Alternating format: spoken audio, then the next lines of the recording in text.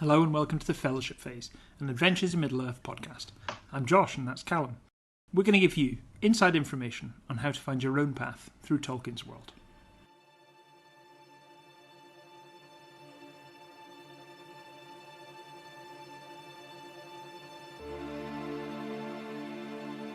After what seemed ages further, they came suddenly to an opening where no trees grew.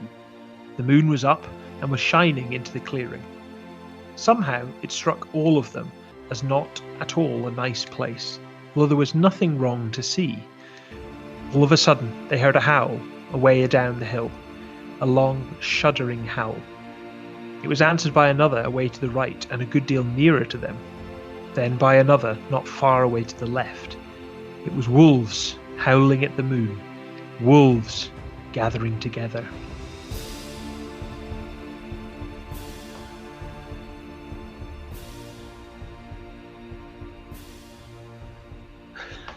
It's a bit ominous, isn't it? Yeah, it's very ominous.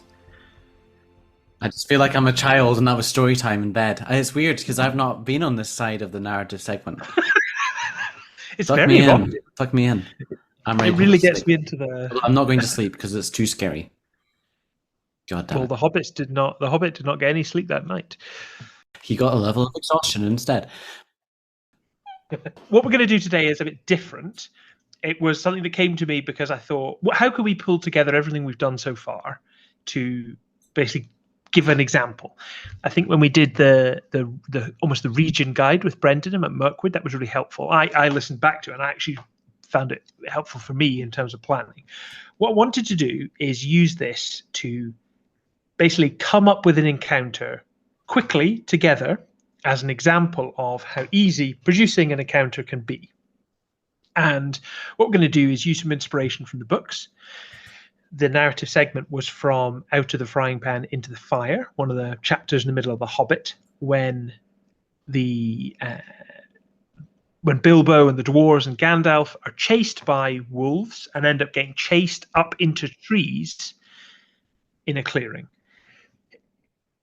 The wolves can't climb the trees, but Gandalf can hear the wolves talking, and they are explaining that goblins are coming. And Gandalf knows that goblins could cut the trees down, or could set fire to the trees, or could climb the trees.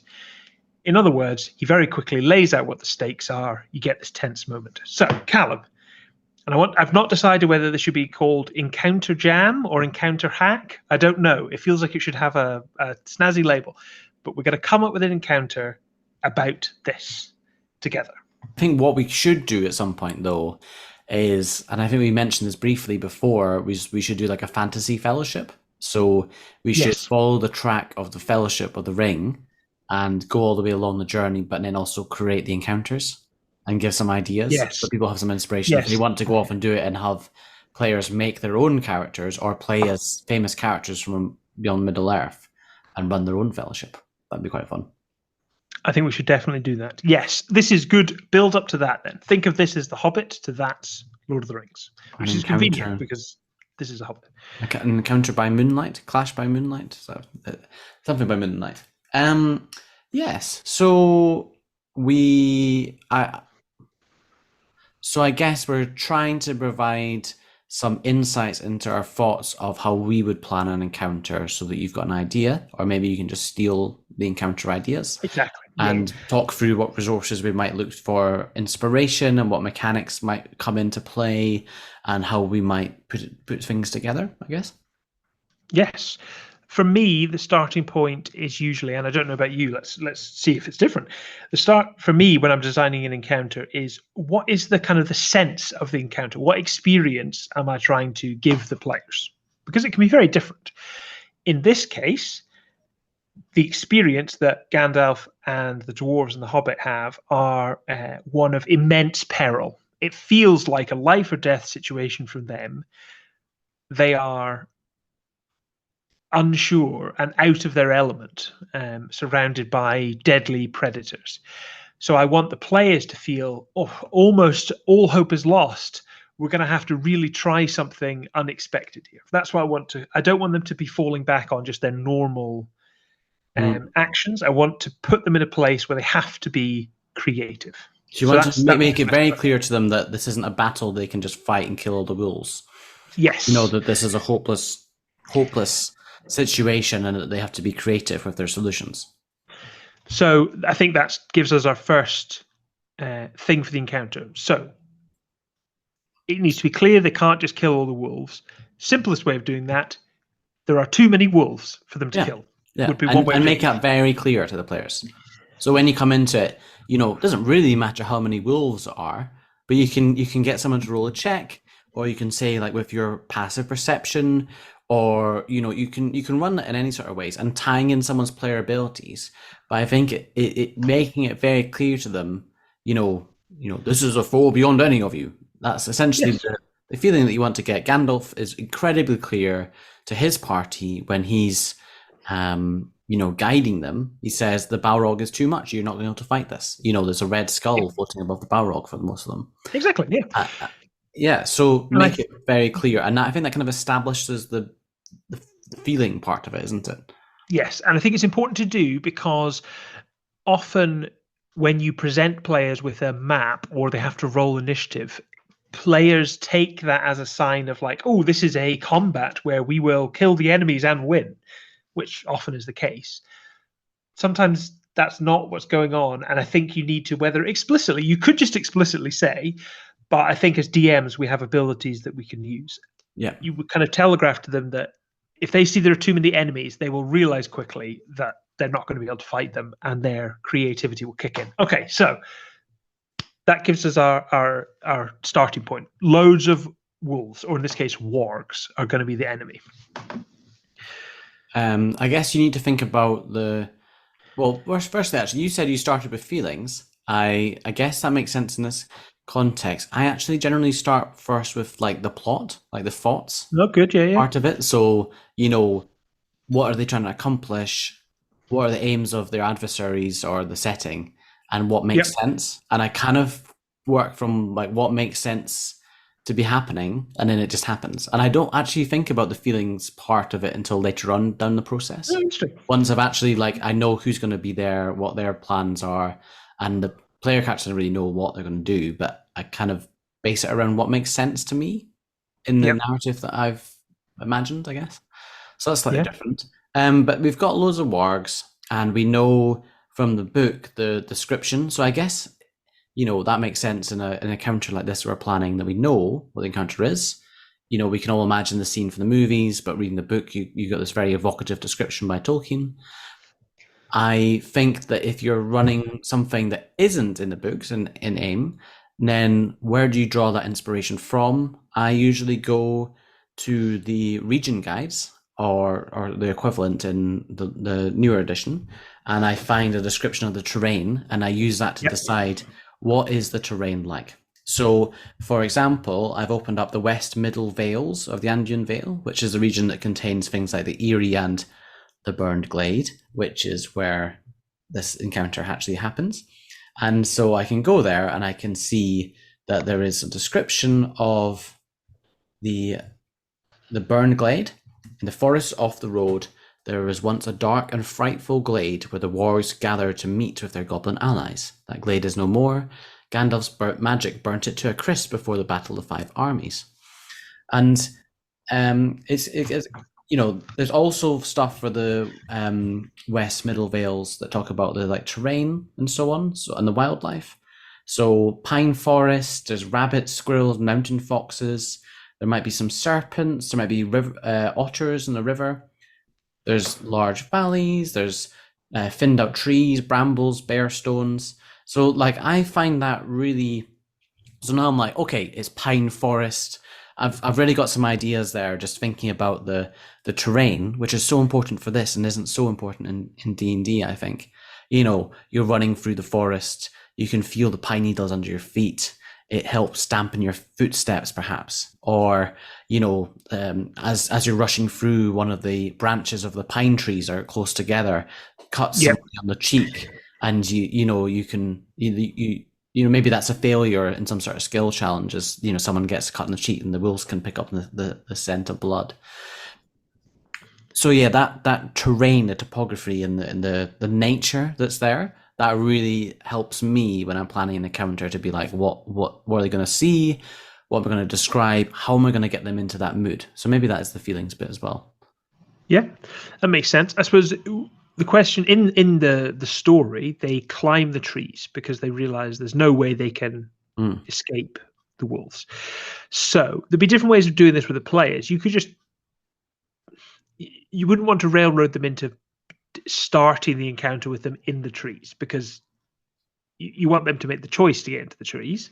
They don't necessarily have to. I think the way of encouraging that is to do exactly what you've done. Describe the terrain. There are pine trees. Describe the branches. The players will get the sense that maybe they could climb up them. Yeah.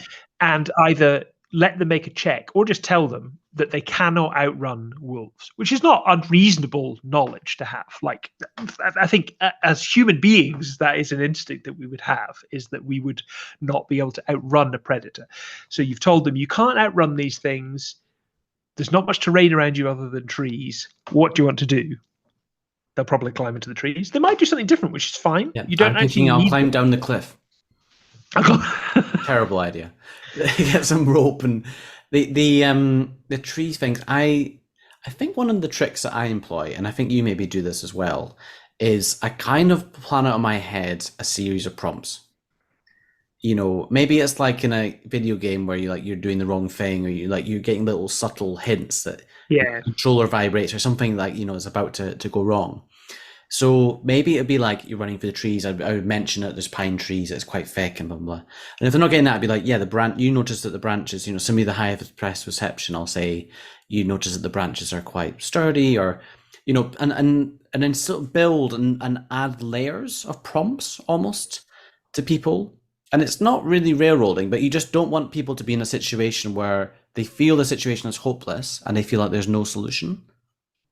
And It's amazing how many times, like, the subtlest of hints.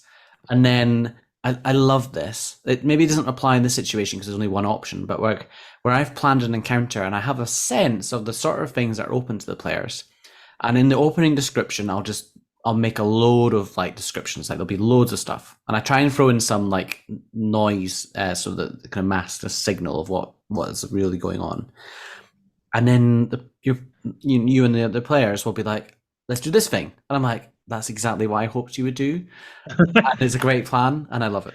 And that's so satisfying when you like drop a really subtle hint and it's picked up on and people engage in that, particularly with sort of terrain ideas. Or they come up with something really creative. So, I don't know, we don't want to, force people into the trees, but maybe Gandalf, they got some other tricks of a tree. Yeah, they might do. Nice. Oh yeah. One thing I was that makes sense. I don't know. It doesn't, but I thought it was a nice plan. One thing I was thinking about is, because you're right, I then try and think, well, what's likely to happen, or what would the players, based on what I've seen, what would they do? Okay, we take this through. So they're being chased by the wargs. They know they can't outrun them. They climb the trees. Great. So you've established an encounter where basically they're up in these trees and they're surrounded by a foe they can't defeat in combat. Ooh, this is an exciting encounter. However, and I thought about this, whilst that is scary for them, there's maybe not enough jeopardy, because Tolkien makes it very clear that wolves cannot climb trees. So there is a period in the story where they actually, although they are scared of the wolves, they feel safe because they're in the trees. Now, they don't know how to get down, but there's an element of safety.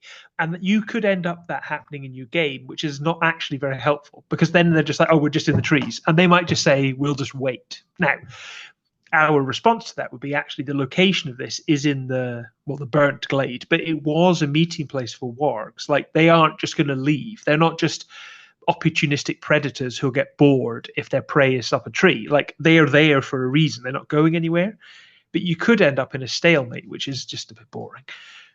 Which I think is partly why Tolkien and we as lore masters introduced the idea that Gandalf hears them speaking in Warg that goblins are coming. And it introduces this time thing, which is, if they don't think of a solution soon, goblins will arrive, and then there's a whole different problem, because they can cut the trees down or climb up or whatever. So it's not so much a the wargs will eat you in these trees. It's you can only be in these trees for a set period of time, and you could really emphasize that to the player. Like use Gandalf as he would probably be an NPC because he's too powerful to be a player character. And it's also fun for the lore master to run Gandalf. It's fun to be. What would he sound like? What would he sound like? Exactly. I don't know. I'm so glad I asked.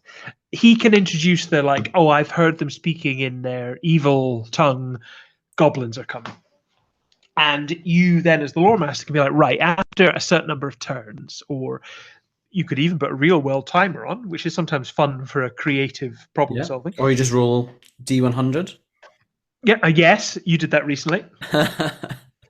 Makes it very clear to the players that this is a problem, a puzzle to be solved, and there is a time limit. Like, you need to crack on. I love doing that. I guess maybe to abstract that out and make it more general is when you're planning an encounter, I think it's worth to think like, how is this going to resolve? What are the potential outcomes? And then planning for them all. So here it's like, what are the potential outcomes? So maybe they try and fight the wargs. How are you going to stop them just having a TPK? Are you going to prompt them more about climbing up the trees? Is there some way that can even work? Probably not, but maybe it's worth thinking about, like, what happens if they do defeat the wargs? You know, nothing's impossible. If they try and climb down the cliff, like, have you thought about that? So you don't have to plan out every single eventuality, but I think it's worth just brainstorming the potential solutions that you would come up to the problem. And either, if you don't want them to do something because it wouldn't work in the planned narrative, then it's fair enough to be like, well, actually, you come to the cliff edges and you notice actually there's a real big overhang and you don't think it's possible to do. You know, actually, I don't think players need to have every single option open to them. You just need to be really clear what are the options rather than be like, well, I think there's an element of you can try, but I think it's reasonable sometimes, they are role playing as a character, and in that situation, particularly, say you've got a wanderer or something from high wisdom, that their character would know. So you can just say to them, like, your character would know this is a terrible idea. Maybe don't put it like that, No, you're spot on. In this story, what happens is Gandalf uses his magic to light pine cones on fire, and then they throw the pine cones at the wargs, who then their kind of oily, matted hair catches fire, and they spread flames around the glade. So you could introduce a mechanic there, and actually Gandalf, again as an NPC, could light some pine cones on fire, and he could throw them. The other players might want to get involved, and you could have rules for it being maybe an improvised weapon. So it's just it's basically just a dexterity check. You can introduce mechanics about fire. Maybe the fire will spread, which can have pros and cons. Like maybe the tree you're in catches fire if you fail, and that's a problem. Or we know from the rules that wargs are. Now, is it if there's fire, they get disadvantage on their attack? I think I think that's in the rulebook. Yeah. So there are rules. Now, what you could do is you could customize the monster profile to give it something else. Like maybe the fire actually gives them the frightened condition, so they run away from it. You could trade them out because actually we're saying it's unlikely to be combat, so that you get disadvantage is almost not that helpful because they're not likely to be in the situation. So you could use the theme, which is that wargs are scared of fire, and just swap it. So they run away, and that might give your players an opportunity to run. Or, and this is, I'm unsure of this, in the story, the eagles come. They see and hear that the glade is ablaze, and they come and they rescue the party out the trees, which is a cool moment in the book. Potentially controversial, I think, in a role-playing game. So certainly when you guys were lower level, when I planned encounters, when we're talking about exit strategy, I always kind of thought about what happens if things go really bad, because I found it really hard to like match the enemies to the right level. Yeah. So I kind of usually had a like cavalry option. So someone who would make sense that might come to help. and I usually had some sort of escalation option. So I had usually planned and prepped what I would do if I had badly misjudged the difficulty of the encounter, because I never felt it would be fair, because it's also arbitrary anyway. I never wanted like TPK, total party kill, if it was just me messing up the encounter difficulty. And yeah. And it wasn't always like, Bjorn's going to turn up. Oh, Bjorn's turned up again. Oh, Bjorn's, I felt like it was quite just, most of the time the encounter's balance was okay. But occasionally I would do that. And, that definitely press the like emergency button sometimes. I don't know if you guys noticed that when that was, or would be able to even say, because I was quite careful not to do that unless I really misjudged stuff, and that got easier with time. But I would say when planning this encounter, I would probably have had the eagles ready to come. And I potentially, if you had defeated the wargs, I'd been like, well, what would make sense? They'd probably come back and hunt, like just thinking through all the options and thinking the eventualities, what might make sense. Like, what would they do if you set fire to the glade? Like, what would they do if, maybe Gandalf has a different spell? Yeah. I think that's possible. I also think that there's work you can do to lay the groundwork. So sometimes an encounter happens unexpectedly and you have to make something up on the fly, which I think we've demonstrated you can do quite quickly.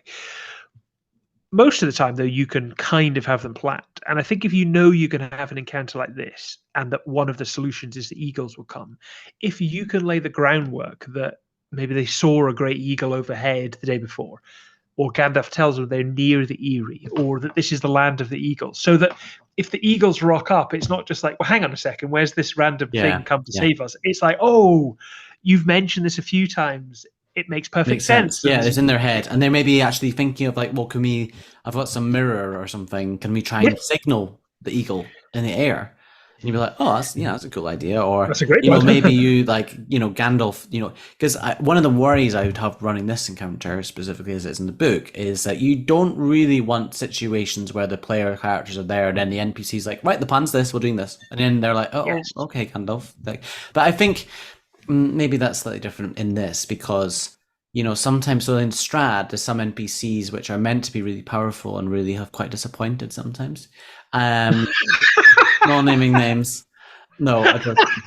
So, but like Gandalf, everyone would be like, I don't think anybody's going to be like, oh, shut up, Gandalf. Like, what a dumb plan. Yeah, they're going to be like, yes, whatever you say, sir. It's Gandalf. So maybe that'd be different. And it maybe would be out of character if they're in a situation like this, they're stuck up the trees, and all the player characters are talking tactics, and they ask Gandalf what he thinks. He's like, well, I don't know. Maybe you should decide. It's like Gandalf's going to have some sort of guidance or thoughts or plan. But maybe they suggest Gandalf use a different spell. Maybe there's actually other things that they can do. Maybe Gandalf, I think I would probably not run it like they go up the tree and Gandalf immediately has a plan. Maybe he's like, you get the sense Gandalf's like thinking deeply and he seems deep in thought about thinking of different solutions. And then they have an opportunity to suggest things. That's a great shout. Give them the space to. The other option is, rather than running this as a kind of sort of a combat but sort of not, where there are mechanics where they could throw improvised weapons. If they've got ranged weapons, they could use ranged weapons. Maybe one of them wants to fight on the ground. You could run it as a skill challenge. Yeah. And you could, so that things like Gandalf using a spell, like a leveled spell, would be an automatic success. And you can, I think a skill challenge we found really opens the player's creativity up. So like, oh, actually, how can I use my deception in this circumstance? And it might be making a wolf call or something like that to distract them. So you could run it as a skill challenge, would be another way of doing it. Yeah, so I think hopefully that helps in terms of get a bit of an insight into our approach to planning an encounter. So just to summarize what I think we've said is that getting the, I guess either starting with what the feeling is that you're trying to capture or what's the narrative plot. I think those are both different ways that we differ. I'm more of a thinking person, you're more of a feeling person perhaps. And then thinking about like the terrain, the situation that you're in, what nature is there, to get a real sense of how you're going to describe it, defining what success or failure looks like, and thinking about what ways your players might approach success or failure so that you can plan how the world will interact with those plans. Yeah. I really highly recommend the Lazy DM guide for prepping an encounter. Yes, I totally agree with you. I would really recommend, if you're thinking of an encounter like this, don't necessarily just go with your first instinct. If you have an idea for an encounter, do brainstorm. Actually, could you run it as a skill challenge, or actually, is there a different mechanic that maybe you've not already thought about? Just get the creative juices flowing, I think, because there's a lot of fun to be had in encounter design, which really pays dividends with the players, I think. I love an encounter design.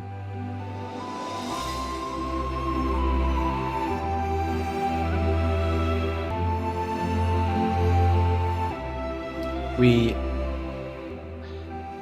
talked before about American confectionery. Yes. Hot topic.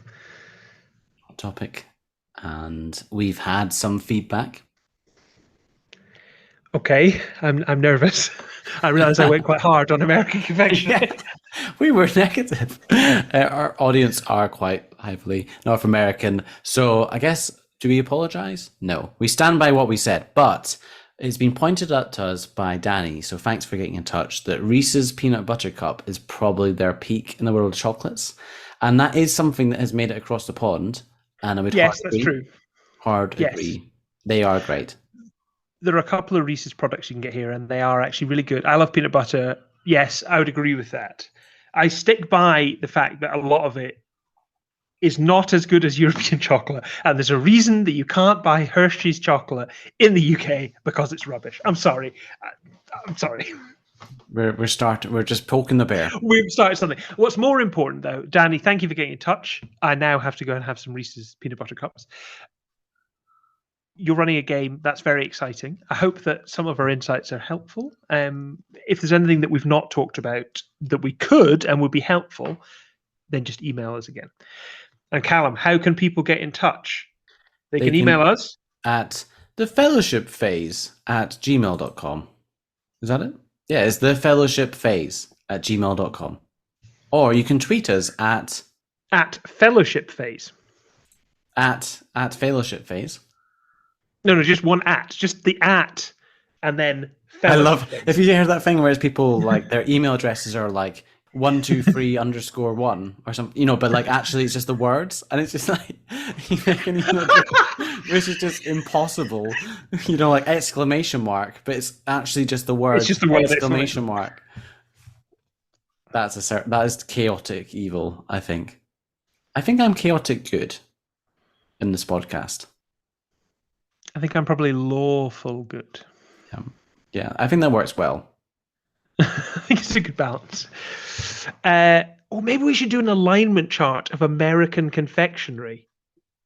Yes, that's all I want now. Right, Danny, thank you for getting in touch. Please now, where do you think Reese's peanut butter cups would be on a D&D alignment chart between good and evil, lawful and chaotic? Thanks. And hopefully enough people will get in touch and we can fill the whole grid in. Thank you. Please get in touch, people.